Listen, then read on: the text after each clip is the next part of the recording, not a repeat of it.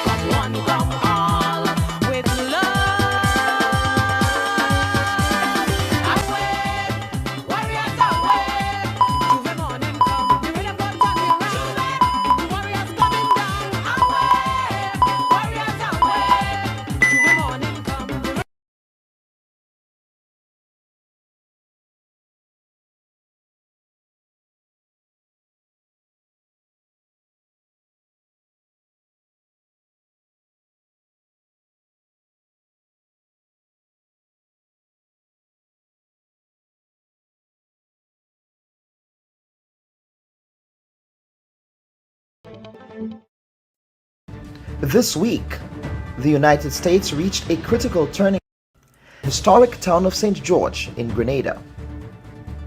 The 2004 Intergovernmental Panel on Climate Change predicts that by the year 2050, sea level rise of 0.15 millimeters to 0.25 millimeters would put the Carenage at the crosshairs for major storm surge and significant tidal range that threatens the current facade of that part of the city. We discuss these implications for the historic preservation of the city with two engineers who share a passion for heritage and architecture. We welcome our guests, architect Brian Bullen, Tim Byam of the Willie Redhead Foundation of Grenada, funeral director Sekou Johnson, Daneza Bob, certified nursing assistant, Nancy West, speech language pathologist, and Dr. Ibrahim Wali, general practitioner. We thank you for joining us.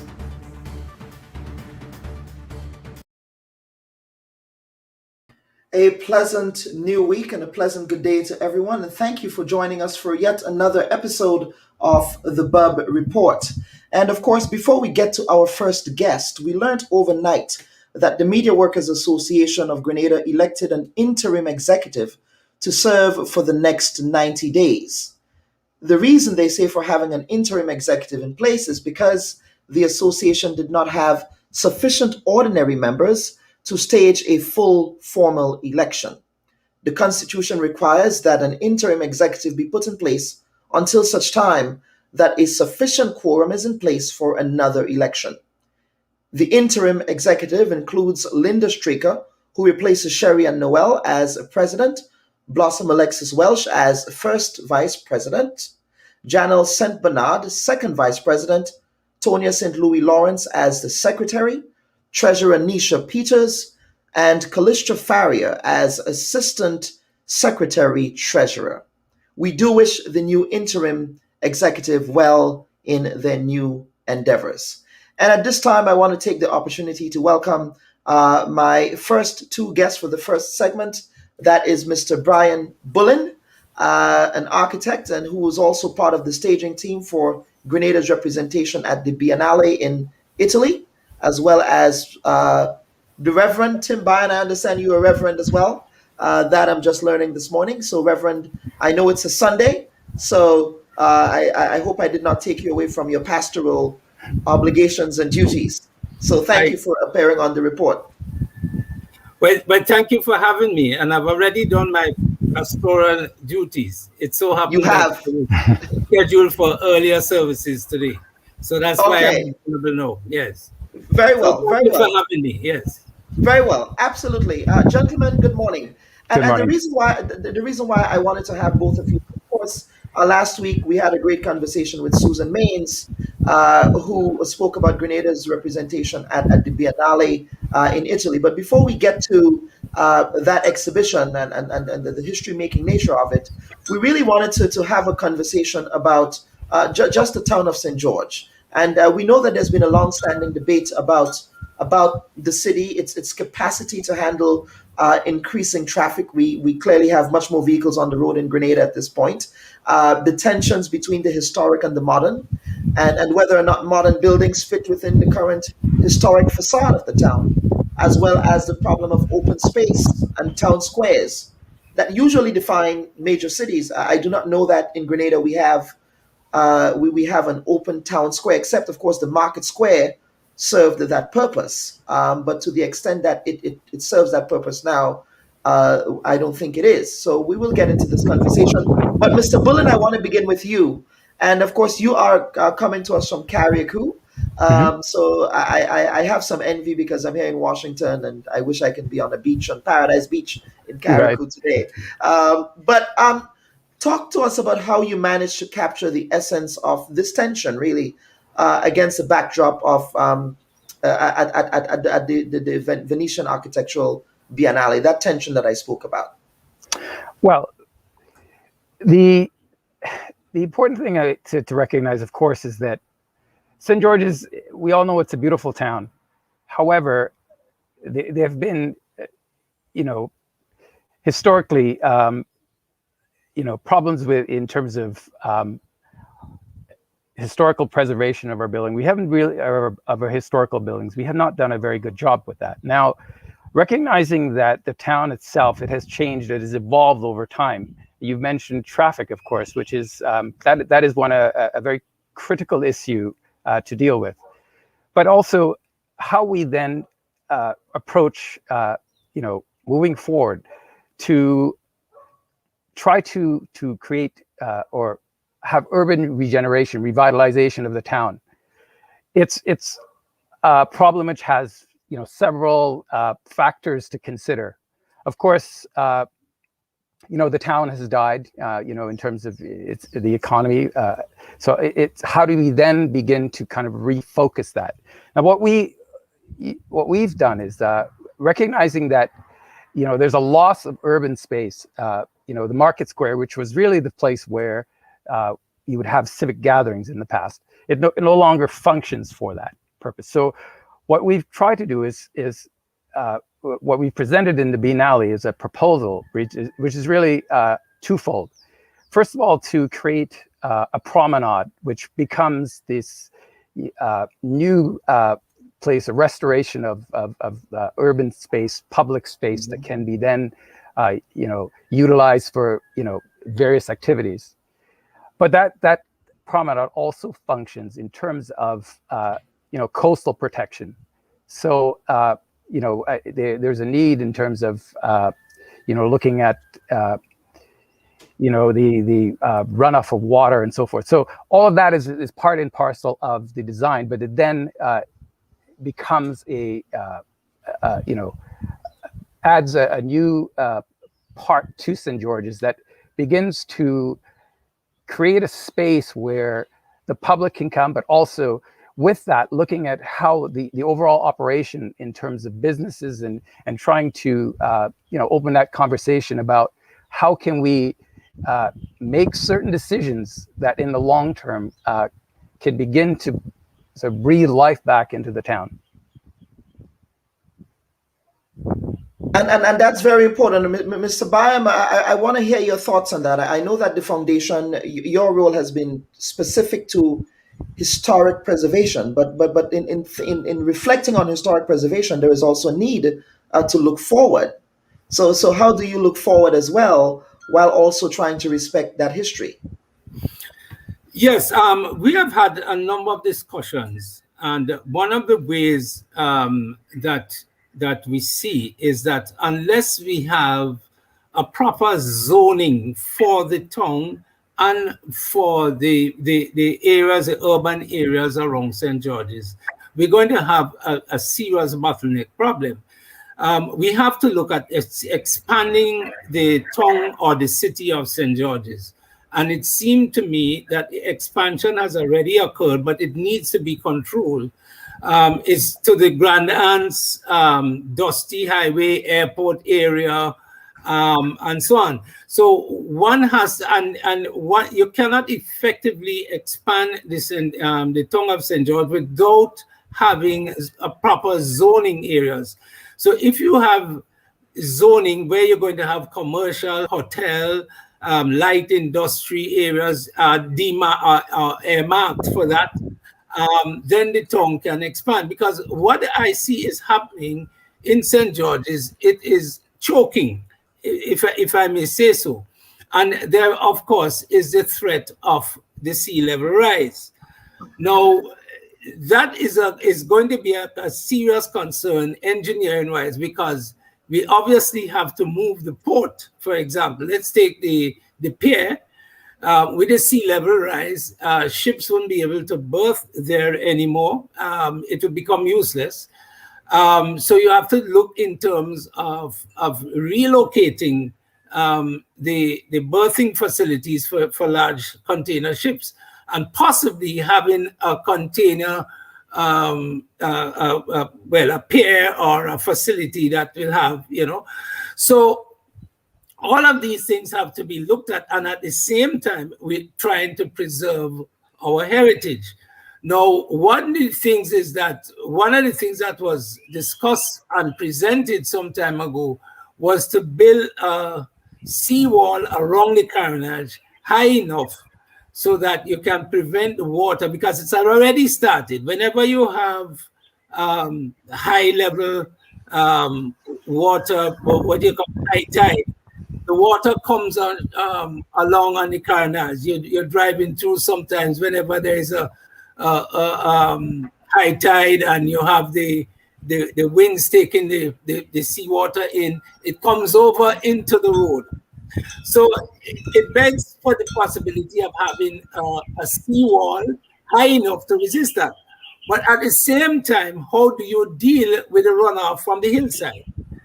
So that has to be carefully looked at, because what it may mean that you may have to put in 1, sluice gates, 2, lift stations where stormwater drains go to a lift station, and you lift it to a higher elevation and you pump it out to the sea. Because if you just raise the walls around the carriage, you're going to create flooding on the carriage, because when that storm water goes up, it has no outlet. So one has to think of how we deal with that, right? But I think we have to carefully look at preserving the tongue of St. George, and at the same time looking at expanding the commercial activity away from the city, so that you can preserve the heritage architecture that is already there. And now, Mr. Babb, the other issue talking about preservation of heritage architecture, of course, it's been just the concerns with respect to some of the derelict buildings that are present in the town.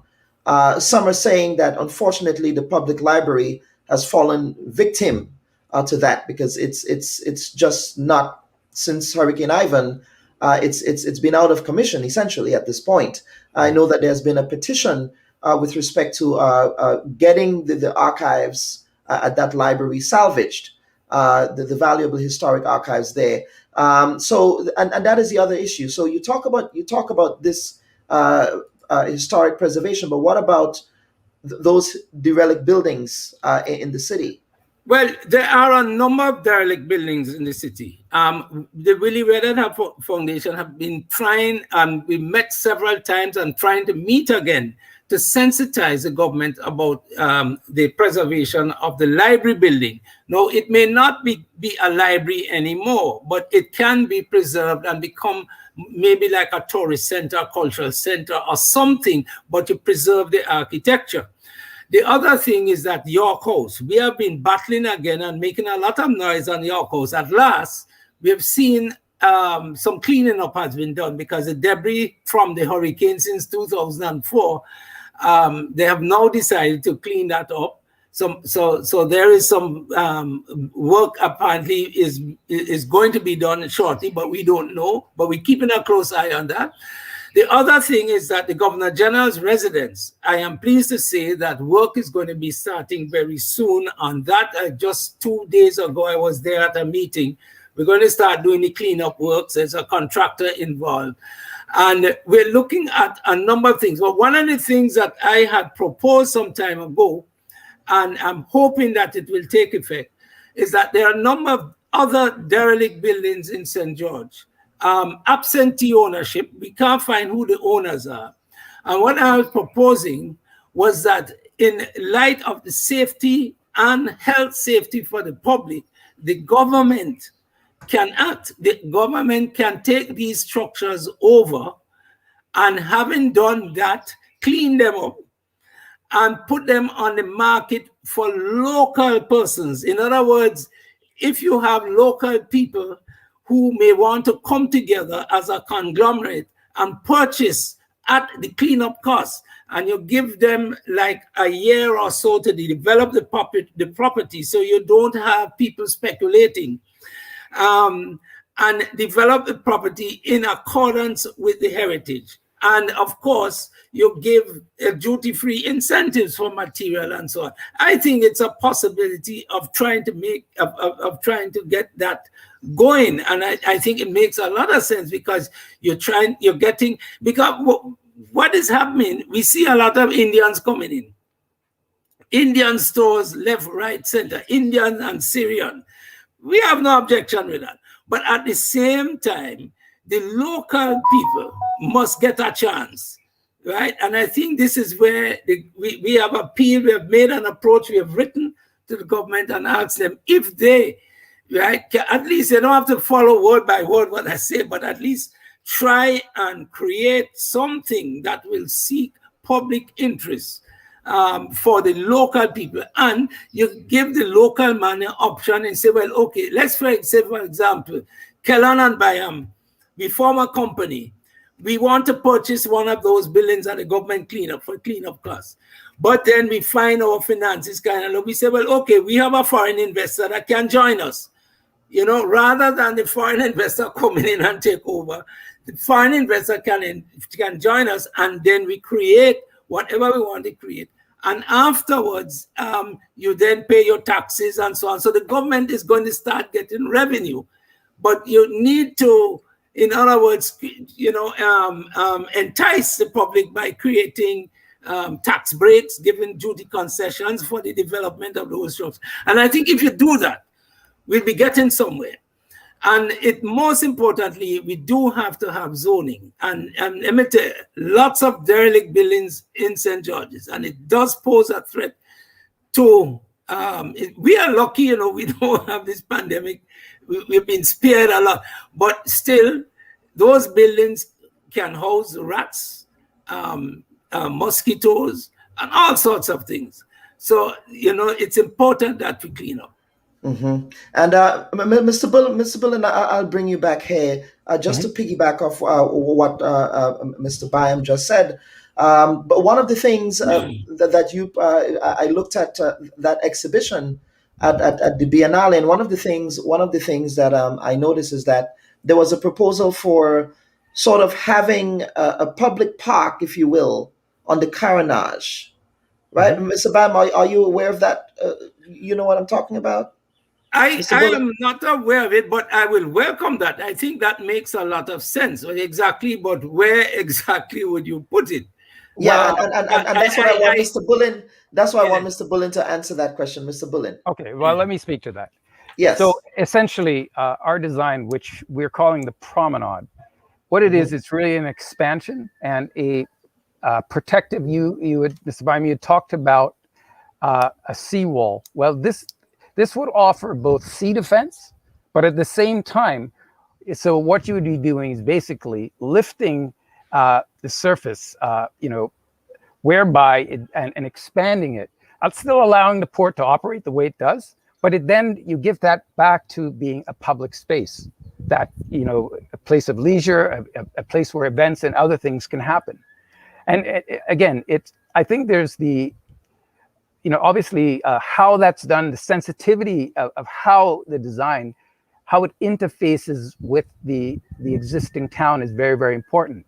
So what we've done is it would be designed whereby it would be encouraging the public to use that, both in the day where people who work in the town, it could be a place where they would, for example, have lunch and so forth. In the evening time, it could be a place where events can happen, and just generally that it would begin to create life, but and as I say, have double function. So from an engineering standpoint, it would solve the problem of coastal protection, and as well for the public. Now, Mr. Meyer, you mentioned the aspect of zoning, and I'm in complete agreement with you in that. I think that we have not done a very good job with our historical, the historical preservation of our buildings. I mean, both buildings which are owned, government owned, but also privately owned structures. I mean, I see constantly buildings being defaced. I think we need to have legislation in place and have it enforced that what we'll permit within our historical zone. And right now, over the years, there have been many buildings which I've seen destroyed.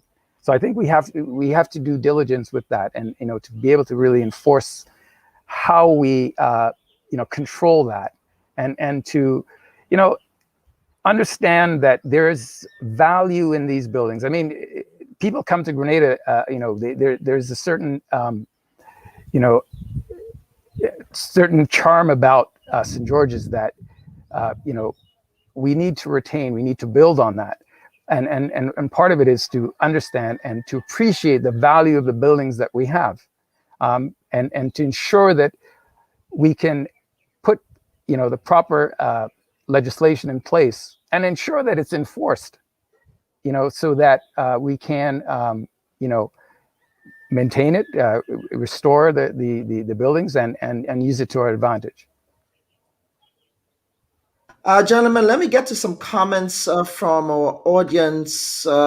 Sam Jim is saying, for derelict buildings, offer the owners duty-free concessions to restore them to their former glory, or at least preserve certain aspects of their architectural design.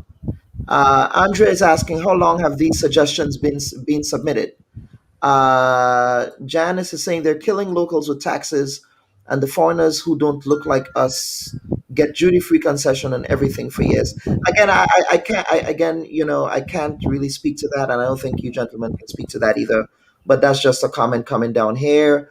While we're at it, the tunnel should be used for pedestrians or vehicular traffic and not both. We are depending on the skills and soundness of mind of the drivers to keep the pedestrians safe. Let's not wait for a disaster. Interesting comment there. And then Margaret Francis, and then I'll get you to respond. Coming from the Biennale Festival, would Mr. Bullen say that the problem facing the Carnage is similar to what Venice is facing? And are there lessons to be learned from the Venetians? So who wants to chime in first? Well, certainly the sea level rising is an issue, and it's a global issue. And I think that every region, every country needs to address it, and to understand the parameters of what that takes. Now, like Venice, it's St. George's is a historical town, so how we address that, I think, is really important.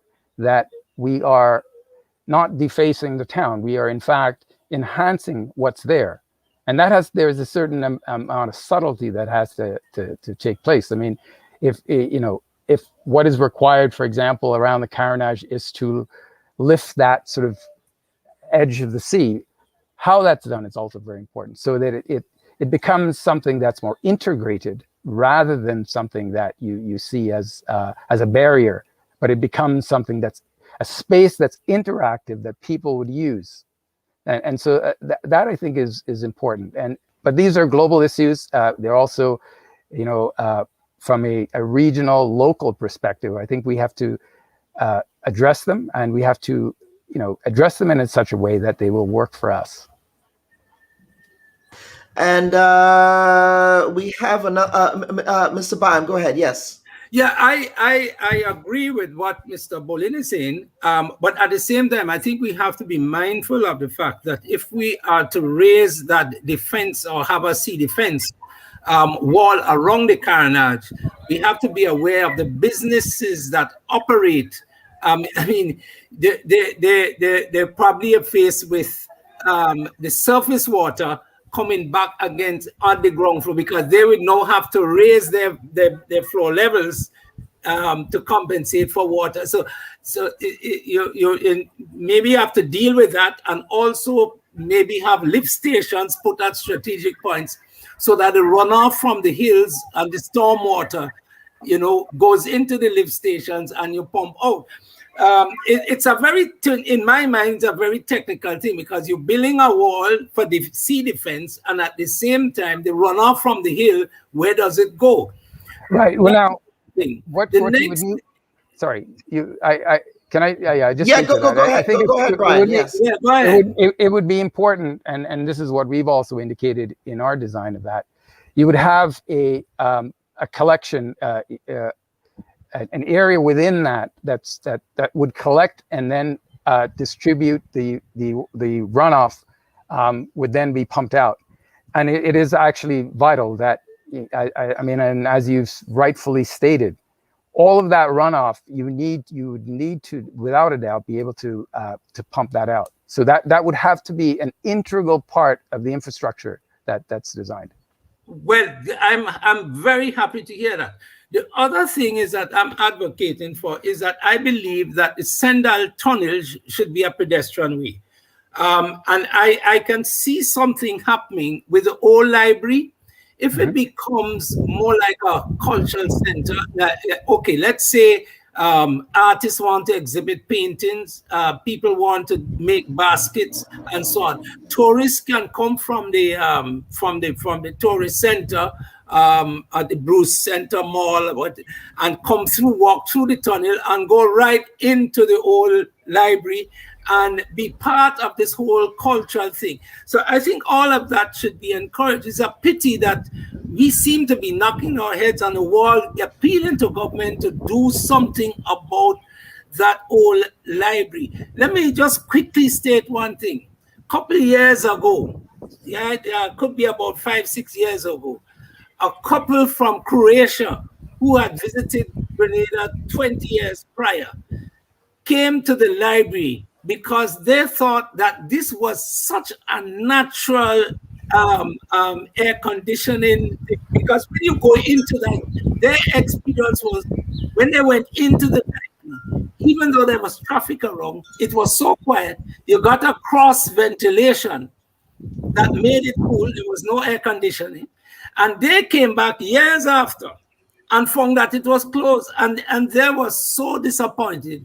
They went to the hotelier, and the hotelier directed them to me, who was as president of the Willie Redhead Foundation. So we met with them, and we told them the struggles that we are having to try and sensitize the government to try and do something with that building. You know what the couple did?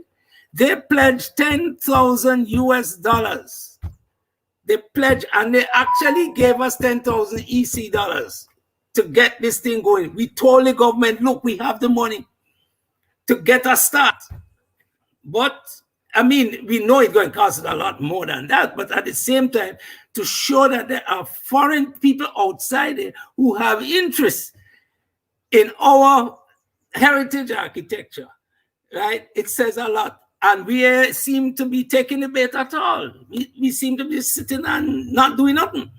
It's a pity. And a number of other buildings are like that. I mean, I think if we are able to, but coming back to this whole thing, we need I must say, you have to have proper zoning. In other words, a man can't come and put a pig pen on Halifax Street or down beside the Banans beach, and that kind of thing. There must be some kind of control, and the government has to be sensitized. And we've been trying, but we ain't stopping. We going still. Well, that's good. Gentlemen, I'm going to bring you guys in for some final comments because we have to quickly get to the next segment. But Susan Maines is saying, thankful that these heritage buildings are getting some attention. There is so much opportunity in building heritage tourism, but more than that, to make it beautiful for ourselves, right? And that is an important point that Susan makes. Future generations need to know of the skilled hands of the ancestors who put brick upon brick. It's a very, very, very valid point there, Susan. Kimberly Phillip is saying, brilliant idea, Reverend Byam. That entire area of town can become such a rich cultural and historic center with the museum already there. And it's incredibly heartbreaking how the government allowed the library to be where it is today. What a loss of who we were and could be. Abina Vincent is saying, a public library is necessary. Sam is saying the longer we wait, the more expensive the building restoration would cost. And he's also saying move the courthouse to the library. But of course, there is a point there about I am a student of history. I'm very passionate about history, and I am concerned about just the historic treasure trove that is situated within that building that I also think needs to be addressed. But gentlemen, I want to give you the opportunity for some closing comments before we get to the next segment. Who wants to start first? Well, let me say this. I applaud what I just heard, because we were thinking that that York House, the old courthouse, or whatever you may call Parliament building, it can become a library, right? And I think maintaining the same heritage architecture, and I think it might be more convenient, because around there you have lots of lawyers' offices, you have the schools there, you have the convent, and you have and libraries are now, well, not only books, you have computer labs and things like that. So we're trying we have sent that idea out to the government already, that it can become a place where lawyers can do research, school children can do research. It's big enough to house, and you maintain the same architecture. You can walk to the building. You don't need parking, traffic, and all of that. So that, to me, would be a much better location for a library. And at the same time, where the library used to be a nice little cultural center, you come off the boat, you walk through the tunnel, you go and buy your artwork, you go and buy your leather shoe and things like that. You come around the carnage on a little dinghy and you just step off and you go. Things like that, you need to. So I see that as a good vision. So I'm hoping that it will come to pass. Mm-hmm. Mr. Bullen? Yeah. In my opinion, I think that, it is important, obviously, to maintain, restore these buildings. Now, adaptive reuse, however that building, whether it's maintained as a library, partially as a library, however it's function. The important thing, first of all, is to ensure that the integrity of the architecture is maintained. Now, I think that it's also important to not just think of the buildings in isolation, but think of urban regeneration of that entire area. Because restoring the buildings is one thing. It's looking at the totality of how St. George's itself will develop. Now, for me, I think that having these kinds of conversations is really important. It's really important that organizations like the Willie Redwood Foundation, the National Trust, public sector, private sector, I think we need to have these conversations in a more in-depth way, and we have been having that with our presentation of the Biennale. We need to have these discussions. We need to open that up more to the public so that we can get as many opinions and find ways about I mean, obviously St. George's, it's a long-term project, but I think we need to find common ground where we can start certain things and begin, to restore the town. Mr. Bullen, thank you. I hear the cock crowing in your background there in Carriacou. It makes me kind of homesick a little bit. Uh, but certainly thank you for agreeing to appear on the program You're welcome. today. And we hope to continue to have these conversations. These are programs that the late, great George Grant had all the time. And I know that is something he was also passionate about. So, Mr. Byam and Mr. Bullen, thank you. And you You're guys welcome. have a wonderful week ahead. Same to you. Thank you. Okay. All right, folks, stand by. We will be right back. So it's not a legal schooling. I know you're sensitive to people schooling you on the law, but I think I can trump you when it comes to the history of Grenada. What you're saying is that this resignation was expected? Would it be fair to say that you abdicated your responsibility by not showing up in Parliament on Friday? We are not aware of the terms of the agreement. But then how can you say the terms are not favorable? You don't know the terms. We love old talk, we love gossip, we love brango, we love all them kind of things in the Caribbean. If I cannot play music, I don't know how I'm going to live. We are borrowing money to pay debt because of corruption, waste, and mismanagement. That they have difficulty with your leadership. Why then are you contesting the presidency? You said.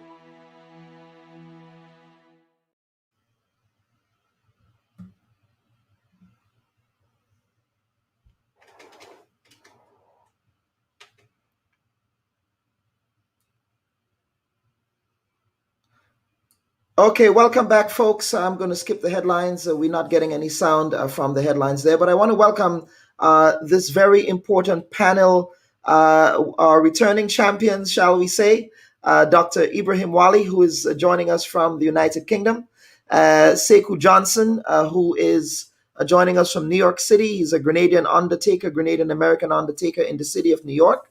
We have Nancy West, Mexican American, from the state of Texas, as well as Donna Joseph, who is a certified nursing assistant, also in the state of Texas. But we wanted to bring some of you folks back because, in as much as we're seeing waning numbers and waning deaths and caseload with respect to the COVID-19 pandemic, this has been certainly a very challenging period in world history. It will go down as one of the most difficult periods of certainly the 21st century. And we wanted to bring you in here because we want you to share your reflections on how these past months have really changed you and what will stay with you about this unprecedented time in years to come, right? So the picture that emerges with respect to COVID-19 for me is one of hardship, it's one of courage, it's one of gratitude, it's also one of resilience. For many of you on the front line, it meant long hours. It meant losing people that you know. It meant really challenging conversations with relatives who've also lost loved ones. So I want to begin with Donna. Donna, I want to begin with you. You are joining us from Texas, but you are a Ghanese certified nursing assistant. You work at a retirement home. And retirement facilities in the United States were hit particularly hard. So, Donna, for you, what would be some of the biggest lessons you learned from this pandemic period? I've learned that it was able to bring us close together, and not being educated enough about the virus, gave us a kind of setback. But we did the best we could. It was where, like, the CEO had to come together and plan a strategy of how we're going to handle the situation. So she set up like centers with like PP equipment for us. We had like a break room where when we got worn out, we could have like switch nurses, switch over, and somebody else takes over and we just keep the routine going in the interest of the patients, so which we manage really well. And Nancy, I'm going to bring you in as well. For you, as you've seen just that death up close and personal. Talk to us about the kinds of people you've lost over this last year. Okay. Well, it really was a difficult thing for us in our building. And for me, I think the hardest thing was, when we did have the outbreak in our facility, we haven't ever had an instance where we had so many sick people all at one time. And, we find ourselves suddenly with, 30 people in our building who have COVID, and, where they might have just been, medically stable. Suddenly it's like they're all, struggling for their life, just hanging on by a thread, where every little instance was so difficult for them.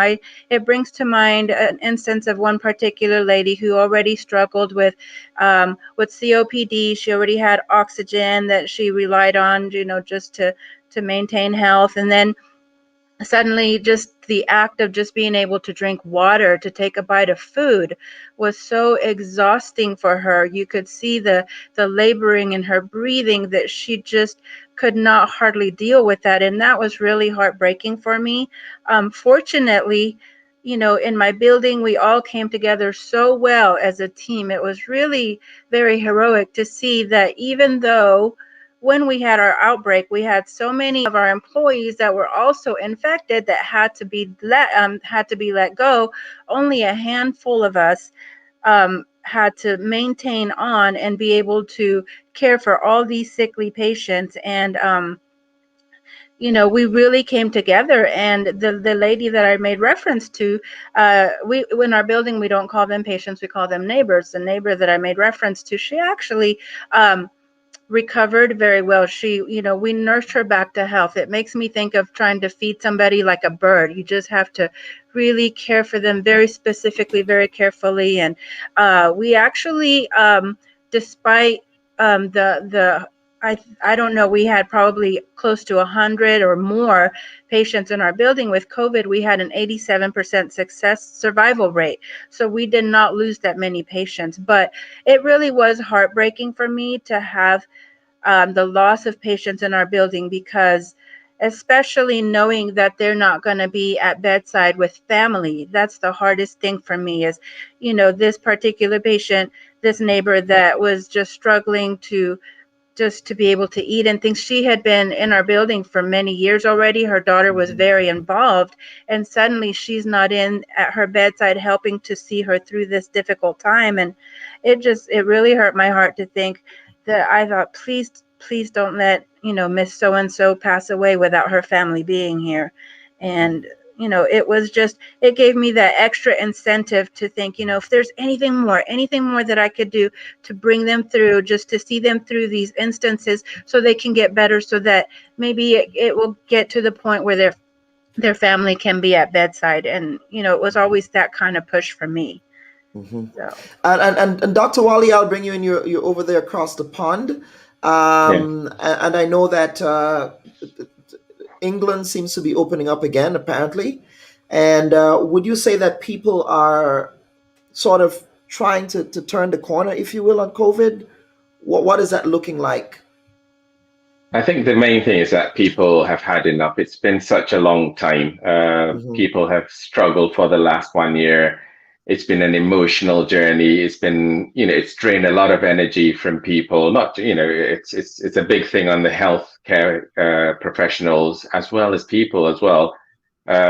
It's affected logistics, how to move things around, traveling, going just to a restaurant to eat. So all these factors have affected everyone. And the key thing is that the UK wants to get things back to normal as soon as possible. And that is the big drive, to get the vaccines out, get the numbers down, and get the admissions down. It's certainly been a very tough year for us as healthcare. I think physically, and yourself as a physician, tending to what is the state at your facility hospital? What does hospitalizations look like now for you? So the hospitalizations actually have gone down significantly. We currently have an Indian variant that's spreading in the UK, but what we're seeing is that we're not seeing many admissions. So the admissions are still low despite the case numbers being high. And most of the admissions are people who have not been vaccinated. There have been a very few cases where the vaccinated people have been admitted, but they have been people with other underlying health problems. So we do know that it's not over yet, but what we do know is that the vaccine's working. And at the moment, we're really pushing a drive to get as many people get their first and second vaccines, because if that's not done, I think we're going to head into our third wave. You think that there would be a third wave? Is what you're predicting, especially if we don't get to that point of herd immunity? I think so. I think we are heading towards the third wave. The numbers are going up, and what we call the R rate, which is the reproduction rate of the virus, has now gone above 1, which means the pandemic is expanding again, because we had got the graph going down and it's gradually coming up. But and you're speaking specific to the context of the United Kingdom, correct? Yes, I'm speaking to the context of the United Kingdom, but it's a lesson. I think we shouldn't identify just by countries, because these viruses have mutations, and all you need is one of those mutants, which is about 40%, more transmissible, to go into a country, and it will spread like wildfire. So it's really important that we never say, oh, it's bad in India or it's bad in this country, because the risk is always going to be there, and we have to be on our toes, ready to kind of mitigate that risk. So yes, there is a risk. I think in the UK, definitely there is a risk that we are heading into a third wave. But on the good bit is that we know that the vaccines have helped, and they actually reduce the admissions and the deaths. And what the cases we're seeing in the third wave are generally people who haven't yet had an opportunity to be vaccinated. And that is a cautionary tale, right? It's a cautionary tale for ensuring that you still have to be vigilant in this period. Exactly. We just know that it's not over yet. Every single time that virus moves from person to person, something can happen. It could mutate. And we still don't know. The most dangerous mutation may not be out yet. And I think we're just stuck with this, with COVID. It's never going to go away. I think it's moving from that stage of being a pandemic to what they call an endemic disease. So an endemic disease is like flu. So it will come year in, year out, will be mutations. We will probably need boosters. So apart from trying to prevent it, I think we're working really hard on getting treatments as well. So in the UK, the treatments, but generally in the world, we're learning from every country, and they are cheap drugs now that can be used that reduce deaths in the hospital. So interventions that could be done really early in the disease. So it's learning as a whole. So prevention, treatment, and also awareness, and people getting tested was one of the main things that we found that helped control things in the UK. At the beginning, we had really poor testing last year.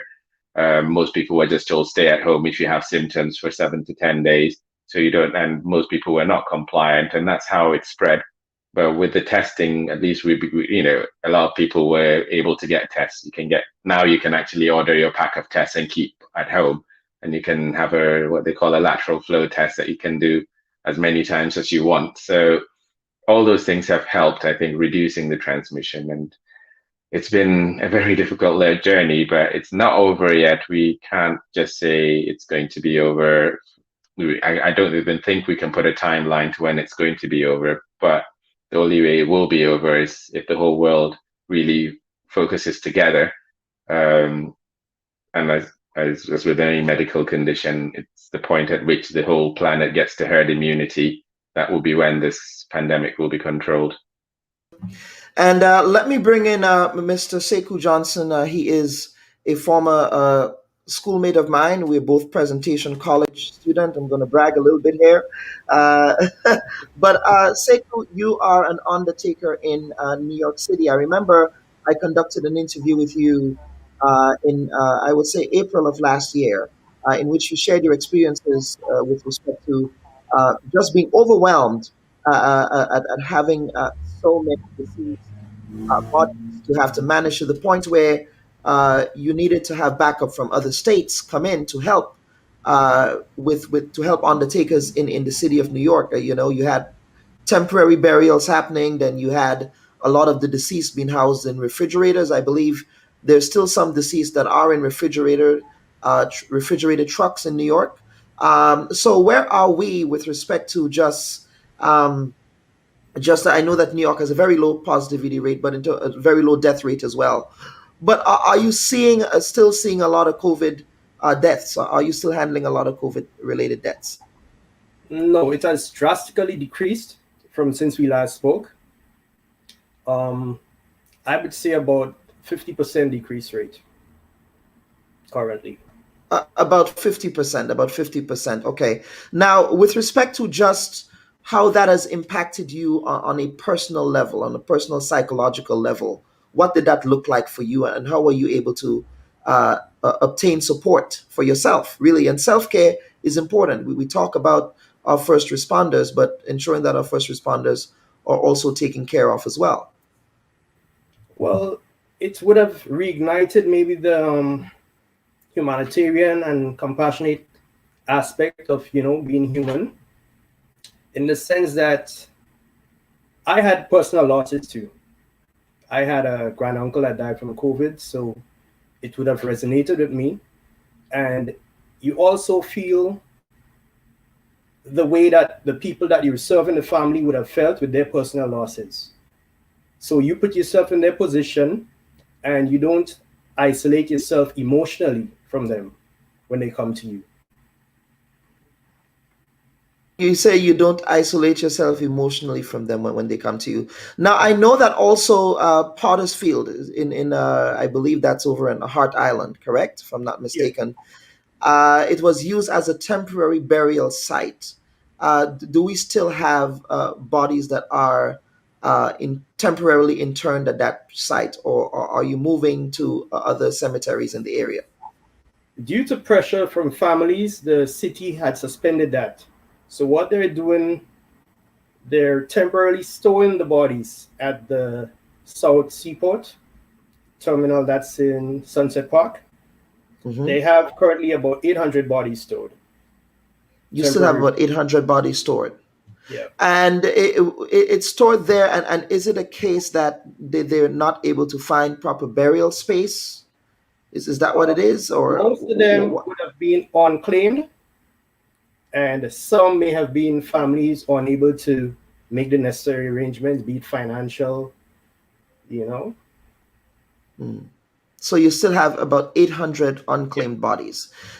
Do you know, at least in your experience, do you know if we have any unclaimed bodies of Caribbean origin, perhaps? Not to my knowledge. I've had a case maybe about 3 months ago. It was a Grenadian, but the person didn't have any immediate relatives. Mm-hmm. So that is the only recollection I have of someone close Caribbean related. Right. Okay. That's from the Caribbean that had that. Okay. And that's good to know. And I know the overall count of total Grenadians that died. Do you have any idea? Do you have any data around that? No, I wouldn't have that. Okay. Okay. Okay. All right. All right. So, Donna, I would get back to Donna here. As I understand it, Donna, you also had COVID twice. Is that what I heard? Yes. Yes. The first time I contracted it at my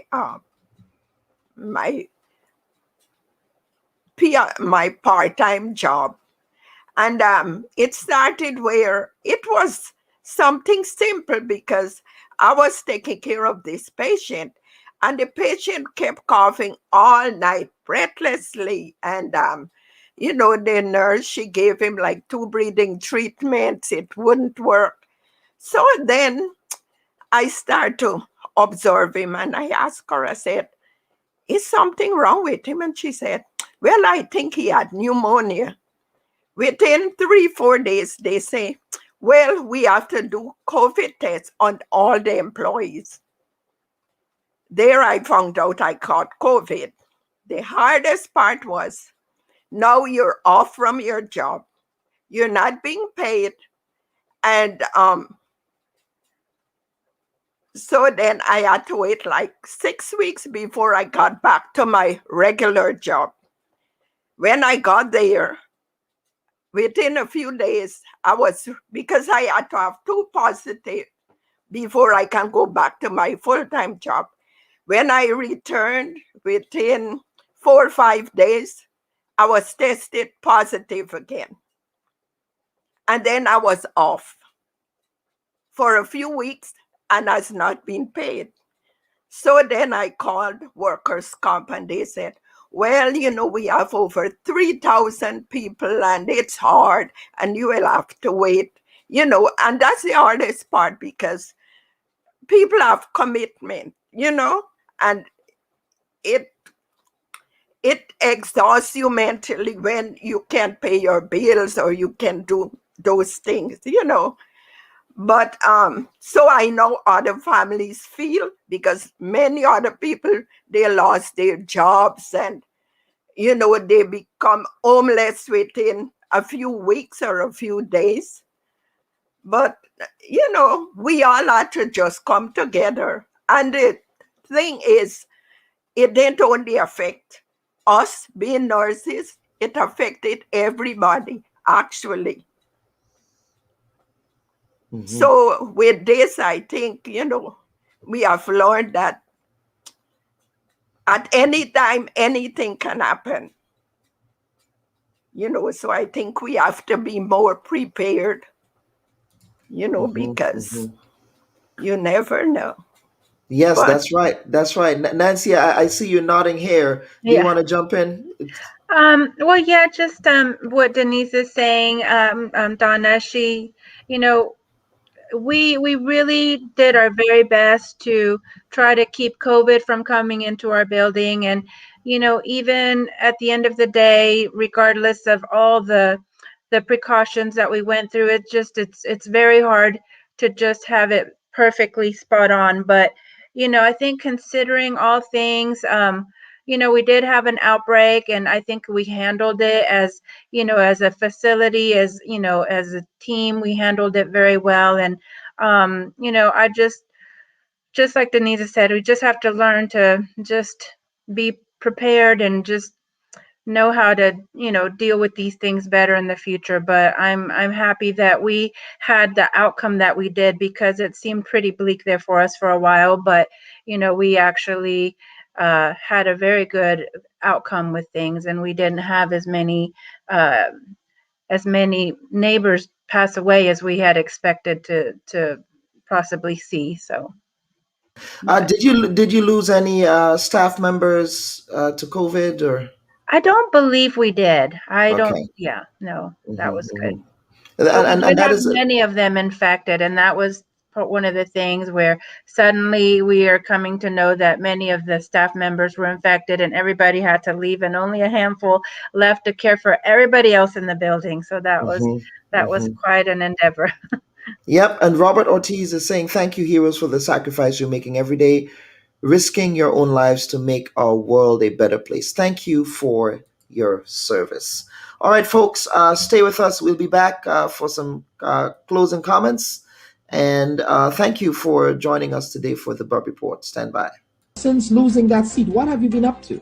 Now, Mr. Attorney General, this particular provision sounds unconstitutional. But why were there not consultations before moving forward with proposals? Did they say what will happen when you guys get to St. Vincent? Because there are pressing social economic issues that I would want to address with you. In the hyper-information age of social media, the Bubb Report knows there is more to the story. We have questions and demand answers. We strive to hold the powerful accountable and tell an unbiased, contextual story. You know what happened. We let you know why it happened. There is always more to the story. The Bubb Report, streaming every Sunday at 11 a.m. on Facebook and YouTube. Okay, welcome back, folks. And so we will get to the end of the program today, and I want to begin with you, Dr. Wali. I see you have what does your shirt say there? Prostate Cancer UK. Is that Yeah. a health promotion? Well, it's a charity I support because prostate cancer is actually a very common cancer amongst men, and it affects the black men a lot more than it does any other ethnic group, and it tends to affect men at a much earlier date and tends to be more severe. And I think it's something that I really am passionate about promoting the awareness for prostate cancer amongst men. So that's why I tend to wear this for my cycling. I cycle on my bike Oh, with you this. are okay. I see. All right. Do you have the Peloton? Yeah. No, I go outdoors. No. I don't do it. Okay. I get All bored. right. I get bored You get indoors. bored easily. Okay. All right. Yeah. So let's get to some closing comments from you. Final thoughts and reflections as we put a bow on today's program around just your own experiences with respect to the last year and a half. Yeah. So my own final comments would be that we really need to prepare and always be ready. It's been a very physically draining journey, lots of long days at work, long shifts, canceling annual leaves, and it does drain you physically. And what drains you physically then goes into mental health, and then it drains you mentally as well because you're struggling to learn a lot really quickly about the virus, lots of different new things coming every day. You're having to speak with families, you're having to make decisions about life and death. I was in positions where I had to make a decision whether someone needs to go into hospital or we have to kind of keep them at home and manage them at home to just keep them comfortable until they pass on. And those were really emotionally draining decisions. And, you see the number of deaths, you see people who've lost, family, people who've lost colleagues. I lost my dad's brother to COVID, and it's really been emotionally difficult. Also, this is across to all governments. Really, the logistics are so important. Getting the PPE in quickly, educating healthcare staff and the general public, and also making sure that the testing is available. So anyone who wants to be tested should be tested as soon as possible, and support should be there for anyone who tested positive. For example, Donna should not be sitting at home not getting paid.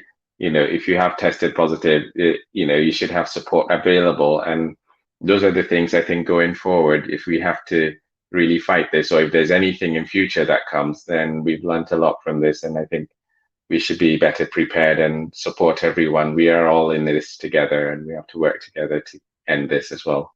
And Sekou, did you have a chance to visit Grenada since they instituted the new rules around quarantine? If you're vaccinated, I know if you are, but at least that quarantine period is shortened now. I've started working on that. In fact, when they stated that new rule, I went and get vaccinated. So I'm in the process of getting to Grenada.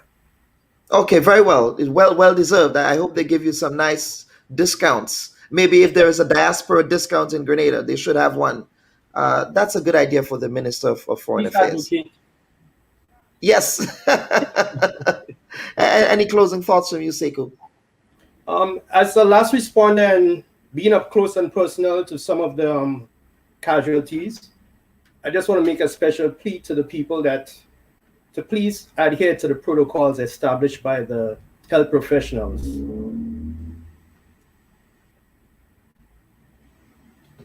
All right, and Donna, I would get to you, and we will close with Nancy. Final thoughts from you. I think we have done a pretty good job. I'm proud that COVID had slowed up, and at least we can get out there a little more, feeling like ourselves, especially when you're as young as I am. The good thing is that when I had COVID, I had no symptoms, nothing. I was just normal. I was probably just a carrier. So I thank God for that. I thank him that I am still here. And, I will continue to do my best for my patients. It's my profession. It's my calling. I try to run from it, but I can't. So, And Kimberly makes a good point here concerning, you said, not getting sick days, right? Not getting paid. Yeah. Kimberly said, sounds like there is a clear need for paid sick days for workers. One of the things that they've also started to roll back would be the hazard pay for the supermarket workers and the Uber drivers and all of the folks who are still working during the pandemic. So Kimberly makes a very important point here. And Nancy, I'm just going to get to you for some closing thoughts. Okay. Well, just piggybacking off of what Sekou said is, I just feel like it was just so clearly important that everybody do their individual part in helping to contain the virus, because it didn't seem like you're doing that much of a thing with just keeping your hands consistently washed and disinfecting everything and wearing your mask, doing your dutiful, task of doing these things. But really, with everybody coming together to do those things, it's really important. And I'm happy to see where we are now, compared to where we were a year ago at this time. So it is a vast difference, and I'm happy to see that things are starting to go back to a somewhat normal way of life. But it has been a journey, and I'm just very thankful that we have prevailed and we're so resilient as we are. So, and Margaret Francis is saying, thank you, Donna. CNAs are the bedrock of long-term care, and they don't often get the recognition and compensation that they deserve. A very important point. Also, our domestic workers, our home health aides, the people who did the cleaners at the hospital and facilities and retirement facilities as well. They're all first responders as far as I'm concerned. So thank you, all of you for your service. Thank you. Absolutely. And folks, this has been another episode and edition of the Bubb Report. I want to thank you for joining us this Sunday. Next week, we will be trying to get our program going with respect to citizenship by investment in Grenada. There's a lot of conversation that needs to be had here. Several changes are afoot. There was a recent retirement with one of the members of the CBI program. So we really want to get into a conversation about the continued impact of the CVI program on the socioeconomic development of Grenada. On behalf of the producers of the Bubb Report, I'm your host, Dr. Kellen Bubb. I want to thank all of you for joining us for another Sunday, and have a great week ahead. Bye-bye.